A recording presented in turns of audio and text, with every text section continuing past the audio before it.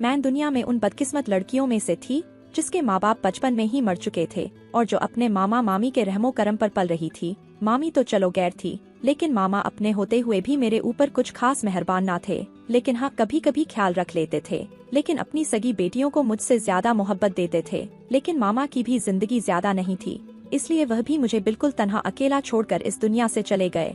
मामा का दुनिया से जाना था कि मामी ने अपना असल रंग दिखाया था। अच्छी तो वह पहले भी नहीं थी, लेकिन जो थोड़ा बहुत मामा का डर कर लेती थी और मेरा ख्याल रख लेती थी, वह डर अब खत्म हो गया था और उन्होंने मुझ पर जुल्म के पहाड़ तोड़ना शुरू कर दिए। घर की नौकरानी को निकालकर पूरे घर की जिम्मेदारी मेरे नाजुक से कंधों पर डाल दी। मेरी उम्र उस समय सिर्फ 18 साल थी। मरती क्या ना करती, मैं बेबस बेसहारा लड़की थी। जैसा मामी ने कहा मैंने वैसा ही किया। मामी की बहन का लड़का था जो ज्यादातर मामी के पास ही रहता था। उसकी उम्र 25 साल थी। वह मेरा दीवाना हो गया और मामी से यह बात कैसे बर्दाश्त होती कि जिस लड़की से वह बचपन से नफरत करती चली आ रही है, उसे अपने भांजे की पत्नी बना दे। अपने उस भांजे के लिए मेरी मामी ने और मामी की बहन दोनों ने मिलकर ना जाने क्या क्या सपने सजाए हुए थे। वह तो अपने इस भांजे के लिए कोई डॉक्टर या इंजीनियर बहू लाना चाहती थी, किसी ऊंचे खानदान से उसका रिश्ता करना चाहती थी। और मैं तो गरीब बेसहारा लड़की थी, जिसके माँ बाप भी नहीं थे और जिसको दहेज के नाम पर कुछ भी नहीं मिलना था। मेरे पास एक इकलौती खूबी यह थी कि मैं बहुत खूबसूरत थी। मैं इतनी ज्यादा खूबसूरत थी, जब आईने में अपने आप को देखती तो हैरान हो जाती कि क्या वाकई यह मैं हूँ? यह मेरी सूरत है? यह मेरा चेहरा है? क्या यह सच में मेरी आंखें हैं, मेरे होंठ हैं? मैं अपने चेहरे पर हाथ रखकर खुद को महसूस करती थी, लेकिन मेरा यह खूबसूरत हुस्न किचन और घर की नजर हो गया था। मामी का भांजा भी मेरे इसी हुस्न का दीवाना हो गया था। उसने मामी से कहा कि शादी करूंगा तो अनीता से ही करूंगा, वरना किसी से नहीं। 2 साल तक मामी का भांजा अपनी जिद पर अड़ा रहा। उसने अपने घर में खाना पीना छोड़ दिया था, हर तरह से अपनी मासी को भी मना कर देख लिया था, लेकिन दोनों बहनें किसी भी तौर करने को तैयार नहीं थी। इस बात का सारा इल्जाम दोनों बहनों ने मिलकर मेरे ऊपर लगा दिया था कि मैंने उनके बेटे को फंसाया है। मैं हर वक्त डरी सहमी रहती थी, दुआ करती थी कि जल्द से जल्द मेरी शादी हो जाए तो मैं इस नरक से निकल जाऊं। मैं हरगिज मामी के भांजे से शादी नहीं करना चाहती थी, क्योंकि उस लड़के से शादी करने का मतलब था एक बार फिर से इसी नर्क में जिंदगी गुजारना, जिससे मैं अब गुजर रही थी, जो मैं बिल्कुल भी नहीं चाहती थी। मैं इस घर को हमेशा हमेशा के लिए छोड़कर जाना चाहती थी और वापस लौट कर आना नहीं चाहती थी। इसी बीच मेरे लिए एक रिश्ता आ गया और मामी ने फौरन हाँ भी कर दी। चट मंगनी पट बिहा हो गया। उन लोगों ने दहेज के नाम पर 1 रुपया भी नहीं लिया था। मेरे कपड़े भी उन लोगों ने बनवा कर दिए थे। मैं तो खुश हो गई थी कि मुझे इतना अच्छा ससुराल मिला है जिनकी कोई डिमांड नहीं है। लेकिन शादी की पहली रात ही मेरी सारी खुशी हवा हो गई, जब मुझे मेरे पति की हकीकत का पता चला था और इस हकीकत को सुनकर मेरे सर पर आसमान आ गिरा था। मैं दुल्हन के रूप में सजी सबरी बैठी थी और अपने पति सुधीर का इंतजार कर रही थी। सुधीर अंदर दाखिल हुआ। मेरा चेहरा झुका हुआ था। वह मेरे करीब आकर बैठ गया, लेकिन मुझे ना जाने क्यों किसी अनहोनी का एहसास हुआ। उसने मुझे सवाल किया कि मैं देखने में कैसी हूँ, तो मैंने हैरत से उसकी तरफ देखा। मैंने कहा, आप खुद घूंघट पलट कर देख ले कि मैं कैसी हूँ। मेरी यह बात सुनकर सुधीर ने जोरदार कहकहा लगाया था। मुझे उसके इस तरह जोर से हंसने की बात समझ नहीं आई थी कि वह आखिर क्यों हंस रहा था और क्यों मेरा घूंघट नहीं उठा रहा था। हालांकि मैंने तो यही सुना था कि शादी की पहली रात पति अपनी पत्नी का घूंघट उठाता है, उसे मुंह दिखाई का तोहफा देता है और उसकी खूब तारीफ करता है। लेकिन सुधीर ने ऐसा कुछ भी नहीं किया था। उल्टा मुझसे पूछ रहा था कि मैं कैसे लग रही हूँ। जब बहुत देर तक सुधीर ने मेरा घूंघट नहीं उठाया तो मैंने खुद ही घूंघट पलट दिया। मुझे अब बेचैनी हो रही थी। सुधीर को देखा तो वह मेरी तरफ नहीं देख रहा था, बल्कि सामने की तरफ देख रहा था। मेरा दिल डूब सा गया था। मैंने उससे कहा कि आप मुझसे नाराज हैं क्या? क्या आप इस शादी से खुश नहीं हैं, जो मुझे नहीं देख रहे? और ना ही आपने मेरा घूंघट उठाया? तो वह फिर से हंसने लगा। मुझे उसके व्यवहार पर अजीब सा महसूस हो रहा था। मैं समझ नहीं पा रही थी कि वह इस तरह से हंस क्यों रहा है। मुझे ऐसा लग रहा था वह इस शादी से खुश नहीं है, शायद किसी और को पसंद करता था और उसकी शादी जबरदस्ती मुझसे करवाई गई थी, इसीलिए वह गम, गुस्से या फिर सदमे से हंस रहा है। मैंने उससे सवाल किया कि आप किसी और को पसंद करते थे? इस बार पर भी वह कुछ नहीं बोला था। अब तो मेरा दिमाग खराब होने वाला था। यह क्या तरीका था अपनी नई नवेली दुल्हन से बात करने का? अगर मैं सुधीर को पसंद नहीं थी तो पहले ही बोल देता। मेरा दिल तो जैसे किसी ने मुट्ठी में दबोच लिया था। मुझे ऐसा लगा कि मैं किसी गहरी खाई में जा गिरी हूँ। मेरी पूरी कोशिश थी कि वह एक बार मेरा चेहरा देख ले तो यकीनन वह उस लड़की को भूल जाएगा जिससे वह मोहब्बत करता था, या फिर कोई भी बात हो। बस मेरा चेहरा देखने के बाद वह सब कुछ भूल जाता और मेरा दीवाना हो जाता, क्योंकि मैं थी ही इतनी खूबसूरत। मगर वह तो मेरी तरफ देखने की बजाय सामने ड्रेसिंग टेबल की तरफ देख रहा था। मेरी तरफ नजर उठाकर देखना भी गवारा नहीं समझा। मैं यही सोचकर आई थी कि अपने पति अपने ससुराल की इतनी सेवा करूंगी कि मुझे वापस अपनी मामी के पास न जाना पड़े। मैंने कहा, सुधीर क्या बात है, आप मुझसे ना बात कर रहे हैं, ना मेरी तरफ देख रहे हैं।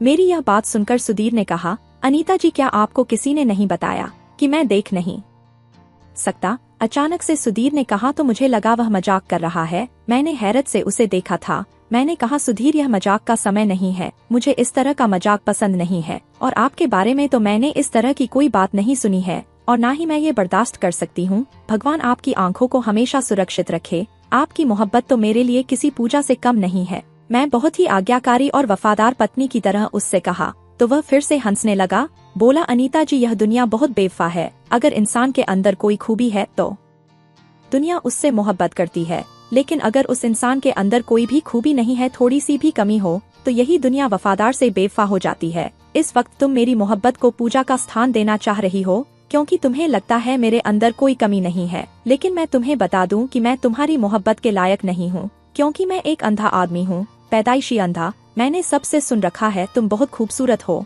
लेकिन अफसोस मैं तुम्हारे हुस्न को देख नहीं सकता। सुधीर बोलता जा रहा था, लेकिन मुझे अभी ऐसा लग रहा था जैसे वह मजाक कर रहा है, और मुझे उसके इस तरह के मजाक करने पर गुस्सा भी आ रहा था। लेकिन थोड़ी ही देर में मुझे अंदाजा हो गया था कि यह मजाक नहीं था, यह मेरी जिंदगी की सबसे कड़वी हकीकत थी, जो शादी की पहली रात मेरे सामने खुलकर आई थी। और अब मैं फटी फटी आंखों से अपने पति सुधीर को देख रही थी। मेरे सपनों का महल एक पल में जमीन पर गिरकर ढेर हो गया था। मैं क्या सोचकर यहाँ आई थी, और जिस इंसान के सहारे पर आई थी वह इंसान तो देख ही नहीं सकता था, और जो देख ही नहीं सकता वह मेरा सहारा कैसे बन सकता था? इसे तो खुद चलने के लिए किसी सहारे की जरूरत थी। मेरे साथ धोखा हुआ था, बहुत बड़ा धोखा, और यह धोखा मेरी मामी और मेरे ससुराल दोनों ने मिलकर किया था। मेरा गुस्से से बुरा हाल हो गया। मैं एकदम से खड़ी हो गई। मैंने गुस्से से कहा, आप लोगों को शर्म नहीं आई एक गरीब मासूम अनाथ लड़की के साथ इतना बड़ा धोखा करते हुए? मैंने गुस्से से कहा तो सुधीर ने कहा, तुम्हारी मामी को पता था कि मैं देख नहीं सकता हूँ। अगर उन्होंने तुम्हें नहीं बताया तो इसमें हमारा दोष नहीं है। तुम्हारे साथ धोखा हम लोगों ने नहीं बल्कि तुम्हारी मामी ने किया है। उन्होंने हमसे कहा था कि उन्होंने तुम्हें बता दिया है कि लड़का देख नहीं सकता, और तुम इस बात पर राजी हो? सुधीर ने कहा तो मुझे गुस्सा आ गया। मैंने कहा, मैं राजी हूँ? क्या मैं राजी हो सकती हूँ एक ऐसे इंसान से शादी करने पर जो देख ही नहीं सकता है? हे भगवान, मैं कहाँ जाऊँ? मैं तो अपनी सारी कश्तियाँ जलाकर यहाँ आई थी। अब मेरे पास वापस जाने का कोई रास्ता नहीं है। मैंने तो यही सोचा था मैं उस नर्क में दोबारा नहीं जाऊंगी, और अब मैं कहाँ जाऊँ? मैं रोने लगी थी। सुधीर ने मुझे चुप करवाने की कोशिश की, लेकिन मैंने उसके हाथ झटक दिए। कुछ देर तक मेरे पास खड़ा रहा, फिर सुधीर चुपचाप अपने बिस्तर पर आकर सो गया। उसने मुझसे कोई भी बात नहीं, फिर वह जल्दी ही नींद की आगोश में चला गया, और मैं हैरानो परेशान जागती रही। रात के न जाने कौन से समय मेरी आंख लगी थी, मुझे नहीं पता।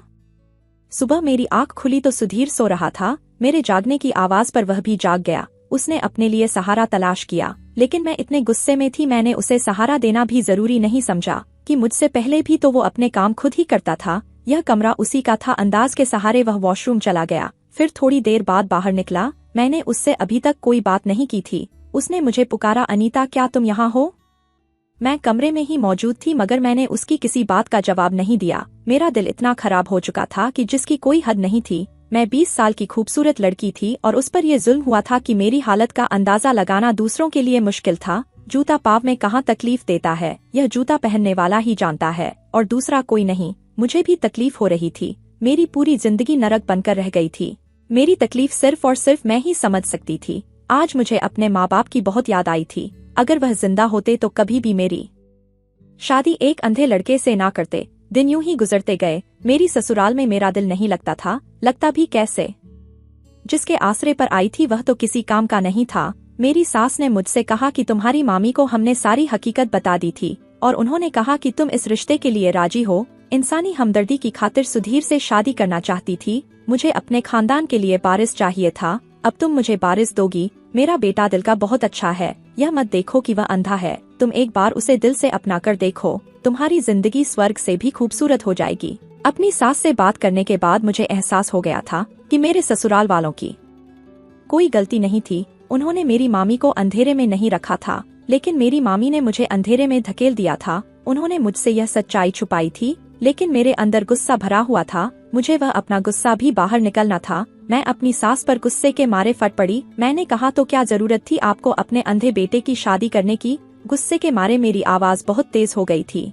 मेरे गुस्से को देखकर मेरी सास ने रोना शुरू कर दिया कि मेरे बेटे को अंधा मत कहो, वह भले ही अंधा है, लेकिन सुधीर को कोई अंधा कहता है तो मुझे बहुत दुख होता है। सास की बात सुनकर मुझे और भी गुस्सा आ गया। मैंने कहा, अंधे को अगर अंधा ना कहूँ तो क्या कहूँ? मैं ऐसी पत्थर दिल और बेहिस लड़की पहले कभी नहीं थी। बहुत ही नरम दिल लड़की हुआ करती थी। जरा सा किसी को तकलीफ में देखती तो मुझे भी तकलीफ होती थी। मैंने कभी किसी मजबूर लाचार का मजाक नहीं उड़ाया था, लेकिन हालात ने मुझे पत्थर दिल और बेहिस बना दिया था। पहले तो मामी के व्यवहार ने मुझे पत्थर बना दिया।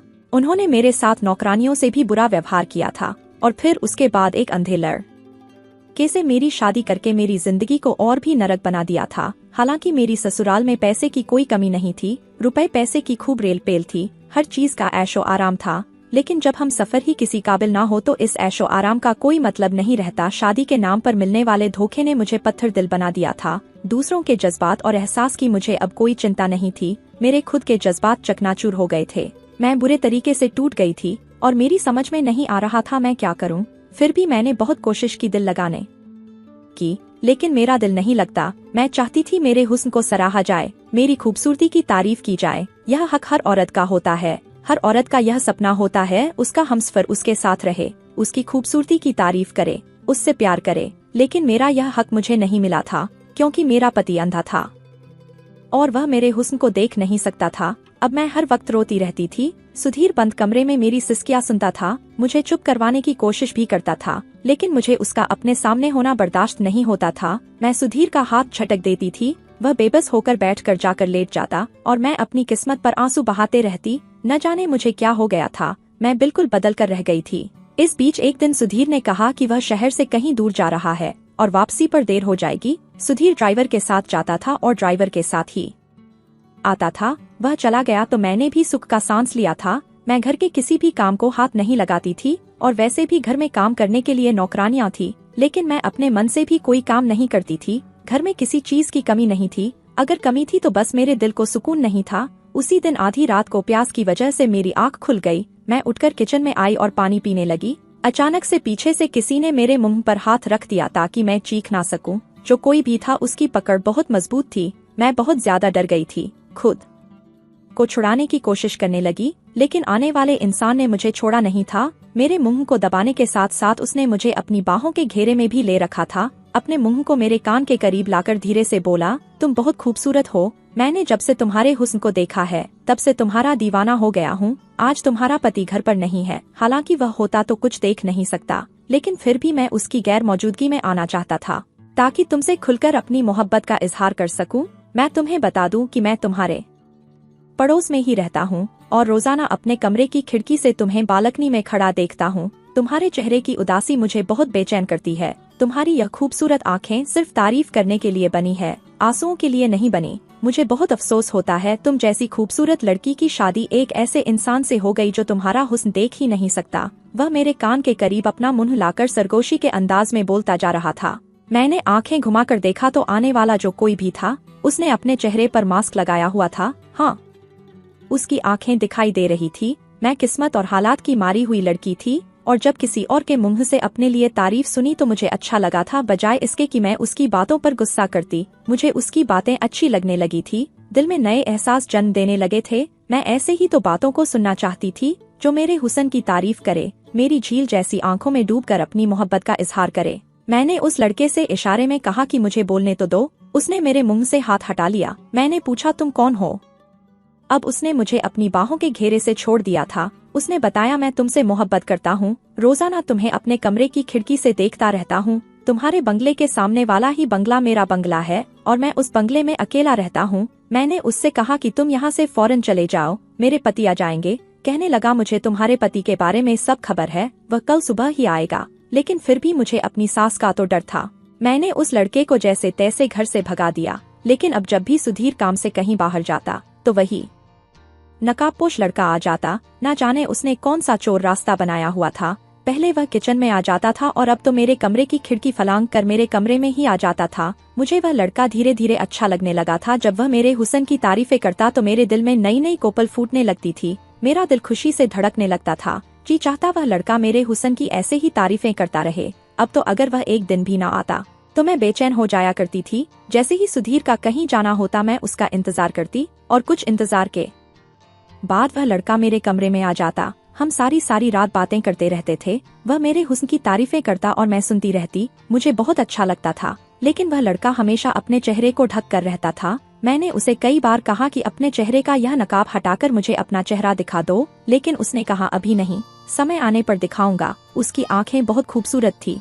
उसकी आंखों से यह अंदाजा हो रहा था कि वह बहुत ही खूबसूरत हैंडसम लड़का है, और उसकी आंखों से भी ज्यादा उसकी बातें अच्छी लगती थी। वह बातों का फन जानता था। ऐसी ऐसी बातें करता कि जी चाहता पूरी रात उसकी बातें सुनती रहूं। अब तो मुझे उसकी मोहब्बत भरी बातों की आदत हो गई थी। अगर वह मेरे साथ होता तो वह समय ऐसे निकल जाता कि पता ही नहीं चलता। जब मेरे साथ में ना होता तो मुझे फोन पर बातें करता रहता था और अपनी मोहब्बत की अफसाने पढ़ता रहता। मेरी जिंदगी में जिस चीज की कमी थी वह मुझे मिल रही थी, लेकिन एक गैर मर्द से, और जो मेरा अपना था वह तो मेरी तारीफ करने के काबिल नहीं था। काफी लंबे समय तक यह सिलसिला चलता रहा और वह सुधीर की गैर मौजूदगी में आता रहा और हम बातें करते रहे, लेकिन कभी भी उस लड़के ने गलत हरकत नहीं की थी। एक बार उसने मेरा हाथ पकड़ा तो मैंने अपना हाथ पीछे कर लिया था।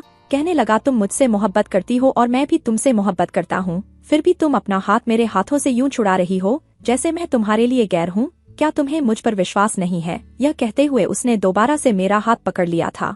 मेरा नाजुक सा हाथ उसके मर्दाना मजबूत हाथ में कसम सा कर रह गया था। उसके खूबसूरत हाथों में एक महंगी घड़ी बंधी हुई थी, जो उसके खूबसूरत हाथ पर बहुत प्यारी लग रही थी। जब मैंने उसकी मजबूत बाहों को देखा तो मेरा जी चाहा कि उसकी बाहों में सिमट जाऊं, लेकिन मैं चाहकर भी ऐसा कर नहीं सकती थी। भले ही मैं उससे मोहब्बत करती थी, लेकिन वह मेरे लिए अब भी गैर मर्द था। मैं अपने पति को धोखा नहीं दे सकती थी। मैंने खींचकर उसके हाथों से अपना हाथ छुड़ा लिया। इस बार उसने कुछ भी नहीं कहा था, लेकिन मेरी अक्ल पर शैतान ने पर्दा डाल दिया था। मुझे यह एहसास नहीं था कि मैं पूरी रात उस लड़के को अपने कमरे में बिठाकर बातें करती हूँ। अगर किसी ने मुझे उस अजनबी लड़की के साथ मेरे कमरे में देख लिया तो क्या होता? और दूसरी बात, उस कमरे में मेरे और उस लड़के के अलावा कोई नहीं होता था। मैं एक कमजोर सी लड़की थी और वह हट्टा कट्टा जवान मर्द था। अगर वह मेरे साथ कुछ गलत हरकत कर जाता तो मैं उसका मुकाबला नहीं कर सकती थी। मैंने एक अजनबी पर भरोसा कर लिया था जो मेरे लिए नुकसानदाह साबित हो सकता था। मेरा पति तो सिर्फ आंखों से अंधा था, लेकिन मेरा तो दिल ही अंधा हो चुका था। आंखें होते हुए मैंने अपने आंखों पर पट्टी बांध ली थी। मेरी आत्मा तक अंधी हो चुकी थी कि मैं क्या कर रही हूँ। मुझे नजर नहीं आ रहा था कि मैं कितना गलत कर रही थी। मुझे एहसास नहीं था कि मैं अपने पति को धोखा दे रही थी। मैंने कभी खुद से सवाल नहीं किया था। एक रात हम बातें कर रहे थे कि सुधीर का मैसेज आया कि वह पहुंचने वाला है। मैं तो एकदम बदहवास हो गई थी कि वह अचानक से कैसे आ गया। मैंने उस लड़के से कहा कि तुम जाकर कहीं छुप जाओ, क्योंकि सुधीर की गाड़ी की आवाज सुनाई दी थी और वह अंदर दाखिल हो चुका था। वह लड़का हंसकर कहने लगा तुम्हारा पति तो देख ही नहीं सकता। यह सोचकर मुझे भी हंसी आई थी। मैंने कहा यह तो तुम बिल्कुल सच कह रहे हो। वह तो देख ही नहीं सकता तो क्या जरूरत है तुम्हें छुपने की? वह आराम से बेड पर बैठा रहा, लेकिन फिर भी मेरा दिल धड़क रहा था। बाहर से सुधीर के कदमों की आवाज साफ सुनाई दे रही थी। इससे पहले सुधीर कमरे पर दस्तक देकर अंदर आता, वह लड़का कहने लगा चलो अब मैं जा रहा हूँ। मैं नहीं देख सकता कि तुम्हारा पति मेरे सामने ही तुमसे प्यार मोहब्बत जताए। मैंने कहा मैंने सुधीर को कभी यह हक नहीं दिया कि वह मुझे टच भी करे। मेरी बात सुनकर वह लड़का मुस्कुराया था और फिर खिड़की से ही बाहर चला गया। तभी सुधीर अंदर कमरे में आया था। वह बहुत चुप सा था। उसने मुझसे कोई भी बात नहीं की थी। मुझे भी कोई शौक नहीं था कि वह मुझसे बात करता। वह वॉशरूम गया, वहां से फ्रेश होकर आया। तब तक मैं सोने के लिए लेट गई। मैंने लाइट बंद की और बहुत ही रिलैक्स होकर आंखें बंद कर ली और सोने की कोशिश करने लगी, लेकिन मैंने महसूस किया कि सुधीर सोया नहीं था। वह बैठा हुआ था। फिर अचानक से बोल पड़ा, अनीता तुम्हें मालूम है कि मेरे पापा भी अंधे थे और मेरी माँ बहुत खूबसूरत औरत थी। खानदान वालों के दबाव में आकर मेरी माँ ने मेरे पापा से शादी तो कर ली थी, लेकिन उनके अंदर एक वीरानी हमेशा से रही थी। उन्हें एक अंधे इंसान के साथ जिंदगी बसर करना बहुत मुश्किल लग रहा था। मैं पैदा हुआ तो मेरी माँ ने अपना दिल मुझ में लगा लिया था, लेकिन धीरे धीरे उनका दिल मुझसे भी उठ गया और फिर उन्होंने अपना दिल कहीं और लगा लिया। पापा की गैर मौजूदगी में रोजाना एक गैर आदमी हमारे घर आता था और मेरी माँ उससे बातें करती रहती थी और मैं सुनता था, मगर कहता कुछ नहीं था। जैसे ही सुधीर ने ये शब्द बोले थे, मेरी तो जान ही निकल गई थी। यह तो मेरी ही कहानी थी जो मुझे सुनाई जा रही थी, यानी कि मेरी सास के साथ भी यही जुल्म हुआ था और मेरी सास ने फिर मेरे साथ वही जुल्म दोहराया था। ना जाने क्यों मुझे एहसास हुआ कि मेरी सास ने अपने दुखों का बदला मुझसे लिया है। सुधीर फिर से बोला और जो बोला था उसे सुनकर तो मैं एकदम पत्थर की बन गई थी। कहने लगा कि मेरा पूरा बचपन खत्म हो गया, यहाँ तक कि मेरा लड़कपन और फिर जवानी भी आ गई। वह आदमी भी अब न जाने कहाँ चला गया था। अब मैं और मेरी माँ थी। मेरी माँ ने दूसरा बच्चा पैदा करने की जरूरत नहीं समझी थी। मेरे पापा भी इस दुनिया से चले गए। सारी जिंदगी मेरे बाप को यह पता ना चल सका कि उनकी गैर मौजूदगी में कोई उनके घर आता था, उनकी पत्नी के साथ टाइम गुजारता था। फिर मेरी माँ भी इतनी ढिठ बन गई थी कि उन्हें मेरे पापा की मौजूदगी और गैर मौजूदगी से कोई फर्क नहीं पड़ता था। मेरे पापा के सामने वह आदमी हमारे घर आता था और मेरी माँ उसे दूसरे कमरे में ले जाती थी। मैं उस समय छोटा था, लेकिन सारी बातें समझता था। मैं अपने पापा को ये सच्चाई बताकर उन्हें दुखी नहीं करना चाहता था, लेकिन मुझे अपने पापा का बहुत दुख होता था। वह बेचारे बाहर हाल में सोफे पर बैठे रहते थे और उनके पीठ पीछे मेरी माँ उस आदमी के साथ कमरे में रंग रलियां मनाती थी। वह आदमी मेरी माँ का बचपन का दोस्त था। शायद वह पहले से एक दूसरे से मोहब्बत करते थे, लेकिन किसी वजह से उनकी शादी नहीं हो पाई थी। लेकिन शादी के बाद मेरी माँ ने अपने पति को धोखा दिया और फिर से अपने उसी पुराने दोस्त के साथ रिश्ता बना लिया था। अनीता, शायद तुम नहीं जानती कि मैं पैदाइशी अंधा नहीं था। मैं बचपन में देख सकता था और मैं अपनी माँ की हर कारनामे को देख रहा था अपनी आंखों से। धीरे धीरे मेरी आंखों की रोशनी खुद ही जाती रही। पता नहीं मेरे साथ प्रॉब्लम क्या हुई थी। शायद यह अंधापन मेरे बाप की तरफ से मुझे विरासत में मिला था। मैं लड़कपन को पहुंचा तो बिल्कुल अंधा हो चुका था और मुझे खुशी थी कि मैं अब देख नहीं सकता कि मेरी माँ क्या करती है। फिर मुझे एहसास हुआ मुझे यह सब नहीं करना चाहिए। मुझे दूसरों की खातिर अपनी जिंदगी बर्बाद नहीं करनी चाहिए। इसलिए मैंने अपना इलाज शुरू करवाया। और अनीता, शादी की रात पहली बार मैंने तुम्हें देखा तो तुम्हारे हुस्न को देखकर मैं हैरान हो गया था। सुधीर कहते कहते खामोश हो गया और उसकी बातों ने मुझे बिजली का एक तेज झटका लगाया था। वह तो अंधा था, फिर कैसे उसने मेरा हुस्न देख लिया था। मैं एक झटके से उठकर बैठ गई और अंधेरे में उसको देखते रही जो एक साये की तरह नजर आ रहा था। मेरी गले से मुश्किल से आवाज निकली थी। ऐसा लग रहा था मेरी आवाज किसी गहरे कुएं से आ रही है। मैं कहा, सुधीर, आपने मुझे कैसे देख लिया? आप तो मुझे देख नहीं सकते थे, आप तो अंधे थे। मेरा दिल टूट गया था। वह क्या कह रहा था? क्या वह देख सकता था या फिर यह भी कोई बहुत ही गंदा मजाक था जो मेरे साथ हो रहा था? सुधीर कहने लगा कि लड़कपन के बाद ही मैंने अपनी आंखों का इलाज शुरू करवाया था। मेरे साथ ज्यादा प्रॉब्लम नहीं हुई थी क्योंकि मेरी आंखों की रोशनी पैदाइशी नहीं गई थी, बल्कि काफी सालों के बाद मेरी आंखों की रोशनी गई थी। थोड़े से इलाज में ही एक ऑपरेशन के बाद मेरी रोशनी वापस आ गई थी। मैं सब कुछ देख सकता था, लेकिन मैंने अपनी माँ को नहीं बताया कि मेरी आंखों की रोशनी वापस आ गई है और मैं सब कुछ साफ साफ देख सकता हूँ। मेरी माँ अब भी मुझे अंधा समझती थी। जैसे जैसे माँ पर बुढ़ापा आया, माँ के उस दोस्त ने माँ का साथ छोड़ दिया था। उन्हें भी शायद अब अपनी गलती का एहसास था।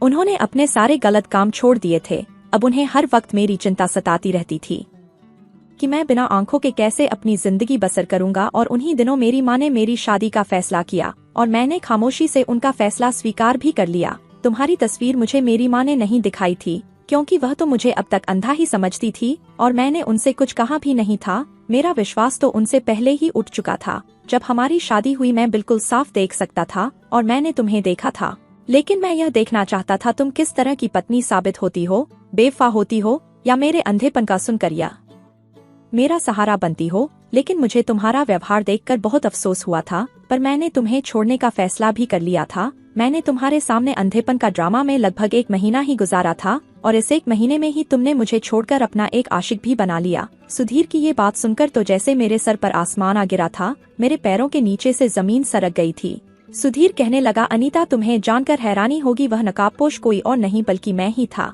इस बात ने तो मुझे ऐसा लगा मैं अभी बेहोश होकर गिर जाऊंगी। यह मेरे साथ क्या हो रहा था मुझे समझ नहीं आ रहा था। मैं अपनी किस्मत पर कैसे मातम करूं, कुछ भी समझ नहीं पा रही थी। मैंने अटकते हुए कहा, सुधीर, यह सब आपने मेरे साथ क्यों किया? मेरे सवाल पर सुधीर ने उठकर कमरे की लाइट ऑन कर दी और वही मास्क दराज से निकाला और अपने चेहरे पर पहन लिया। मैं फौरन पहचान गई, यह तो वही आदमी है जो मुझसे मिलने आता था। मेरी नजर फौरन से सुधीर के हाथ पर पहनी उसी महंगी घड़ी पर पड़ी थी जो अभी कुछ देर पहले वह लड़का पहने बैठा था। मैंने अपने पति से इस कदर नफरत में डूब चुकी थी कि मैंने कभी गौर ही नहीं किया था कि यह आंखें तो मेरे पति की आंखें थी जिन्हें मैं रोज देखती हूँ। सुधीर कहने लगा, अगर मैं शादी के बाद अंधा हो जाता या किसी हादसे में अपनी आंखों को खो देता तो क्या तुम किसी और से रिश्ता बना लेती? क्या तुम मुझे धोखा देती? सुधीर के सवाल ने मुझे शर्मिंदा कर दिया था। मेरे पास बोलने के लिए कुछ भी नहीं था। मेरा दिल कर रहा था कि जमीन फट जाए और उसमें समा जाऊं। मैंने वाकई सुधीर को धोखा दिया था, लेकिन यह भी सच था कि मैं उस अजनबी लड़के से मोहब्बत कर चुकी थी और वह नकाबपोश लड़का कोई और नहीं बल्कि मेरा पति सुधीर ही था। अब मैं कहाँ जाऊँ, मेरी समझ में कुछ भी नहीं आ रहा था। सुधीर कहने लगा, अनीता मैं तुमसे नाराज नहीं हूँ। मैं हालात का मारा हुआ इंसान था जिसने अपनी माँ की बेवफाई देखी थी और मैं उसकी सजा मासूम लड़की को देना चाह रहा था, उसे आजमा कर। लेकिन आज मुझे एहसास हो रहा है कि मैंने भी गलत किया है और मैं तुमसे माफी मांगता हूँ। मुझे माफ कर दो क्योंकि मैं तुम्हारे किरदार को जान गया हूँ। मैं रोज तुमसे अजनबी बनकर मिलने आता था। तुम रोज अजनबी से बातें करती थी, लेकिन तुमने अपने हदों का ख्याल रखा था। तुम्हारे एहसास और जज्बात में पवित्रता थी जो मैंने तन्हाई में तुम्हारे साथ रहकर देख ली थी। मुझे एहसास हो गया कि तुम्हें मोहब्बत भरी बातों की जरूरत थी। तुम्हारे अंदर कोई बुराई नहीं थी। तुम्हारा चरित्र एकदम साफ सुथरा है। तुम्हारे अंदर बस एक हीन भावना थी और बस कुछ भी नहीं। अनीता मैं तुम्हें क्या माफ करूंगा, बल्कि मैं तो इस काबिल नहीं कि तुम मुझे माफ करो। मुझ में हिम्मत नहीं है कि मैं तुमसे माफी मांग सकूं। हो सके तो मुझे माफ कर दो। गलत तुमने मेरे साथ नहीं बल्कि गलत मैंने तुम्हारे साथ किया। तुम्हें इतनी बड़ी आजमाइश में डालकर किसी और की सजा मैंने तुम्हें दी। सुधीर ने कहा तो मैं रोते हुए सुधीर से लिपट गई। मैंने कहा, मैंने तुम्हें माफ कर दिया है और अब तुम भी मुझे माफ कर दो। हम इंसान तो गलतियों के पुतले होते हैं। मुझे एहसास हो रहा था कि अंधा सुधीर नहीं बल्कि आंधी मैं थी। आज भगवान ने सुधीर के साथ मुझे भी आंखों की रोशनी दी थी और मैं उसका जितना धन्यवाद करती उतना कम था। उस रात हम दोनों की सुहागरात थी। शादी की 1 महीने बाद मैंने अपने पति को उसके पति होने का हक दिया था। सुधीर में भी मुझ पर इतनी मोहब्बत लुटाई कि मेरी आंखों में आंसू भर आए थे। सुबह को सुधीर ने अपनी माँ को भी सच्चाई बता दी थी कि वह देख सकता है। यह सब जानकर सुधीर की माँ भी बहुत खुश हुई थी। सुधीर ने अपनी माँ को माफ कर दिया था, भले ही उन्होंने अपनी जवानी में गलत किया था। सुधीर के पापा को धोखा दिया था, लेकिन माँ तो फिर माँ होती है और माँ को कोई औलाद सजा नहीं दे सकती। सुधीर ने अपनी तरफ से अपनी माँ को माफ कर दिया था और उनकी तरफ से दिल साफ भी कर लिया था। मेरी सास भी अब पहले की तरह नहीं थी। वह अब हर वक्त भगवान की पूजा पाठ में लगी रहती। अपने आप को उन्होंने बिल्कुल बदल लिया था। शायद वह भी हालात की मारी हुई थी और जब किस्मत ने उन्हें एक अंधा पति दिया तो वह उसे स्वीकार न कर पाई और अपने पुराने प्यार से रिश्ता जोड़ बैठी। लेकिन वह भी धोखेबाज निकला और उसके धोखे के बाद ही मेरी सास को एहसास हुआ कि उन्होंने कितनी बड़ी गलती की थी और उसके बाद उन्होंने कभी कोई पाप नहीं किया था। खुद को भगवान की भक्ति में लीन कर लिया था। दोस्तों, आज की हमारी यह कहानी आपको कैसी लगी कमेंट बॉक्स में जरूर बताना। पसंद आई हो तो प्लीज लाइक करना। रोज एक नई कहानी सुनने के लिए हमारे चैनल को भी सब्सक्राइब करना।